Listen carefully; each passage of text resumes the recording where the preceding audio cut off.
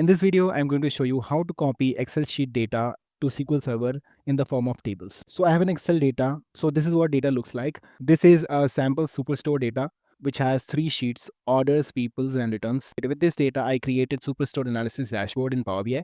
I want to copy this Excel data to SQL Server in the form of tables. So there'll be 3 tables. So I'm going to create a database. So let's call create database my projects. If I click on enter, database is created. I can see the database. See, a new my project database is created. Inside this my project database, I'm going to create a schema for a Superstore analytics dashboard. So inside that schema, I'm going to copy the 3 tables, that is orders, people, and return, which is from the Superstore analytics dashboard, so that I can understand that these 3 tables are for Superstore analytics dashboard. Next, I'm going to switch over to my project database from here. And inside this database, I'm going to say create schema Superstore analytics dashboard. If I execute this, so a schema is created by the name Superstore analytics dashboard. And inside the schema, I'm going to create tables, which is there in the Excel sheets. So to create that, what we have to do is we have to right click on this my project database. And from here, we can go to task.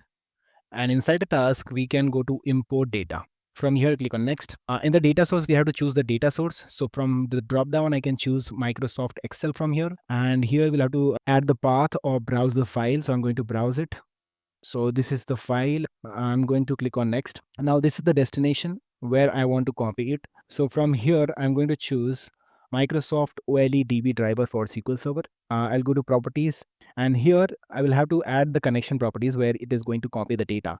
So in the connection properties, it is asking for the server name. So let me go to this and right click, connect, so I can copy this server name. And from here, I'm going to copy it again. So in the login information, we can use SQL Server authentication and give username and password.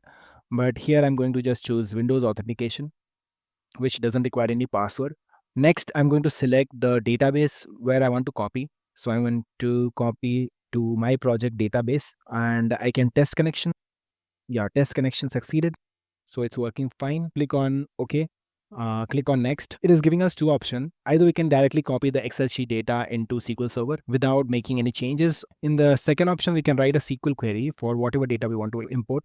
So I'm going to just copy the data. So click on next. So in this step, we'll have to map between the source and destination. So if I click on this orders table, so in the Excel file, it's by this name, and in the destination, it will be like dbo.orders. I'm going to choose this order table. This table is fine. So I'm going to choose this people and this returns. Now it's showing that from the Excel file, it will choose this sheet data, and it will copy the data in the SQL Server with this name, dbo.orders.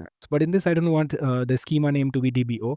I want the schema name to be Superstore Analytics Dashboard, so that I can understand that this data is for the Superstore Analytics Dashboard. So I'm going to change it. I'm going to say it should be Superstore Analytics Dashboard. This orders table, we can remove the $sign. Click on next. It's asking to run immediately. So let's click on next again. And here we can click on finish. Now it's running, and it has imported these 3 tables. These many rows are transferred for these 3 tables. Now we can close it.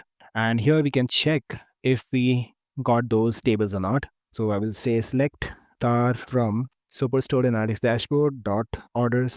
If I click on execute, you can see the data. The data has been successfully copied. Similarly, we can check the data for the other 2 tables. So if I run this, you can see this is the data for peoples and this is the data for returns. We have successfully copied the Excel data to SQL Server. So that was all about this video. I hope you learned something from this video. If you find my videos helpful, do not forget to subscribe my channel. Till then, goodbye and thanks for watching.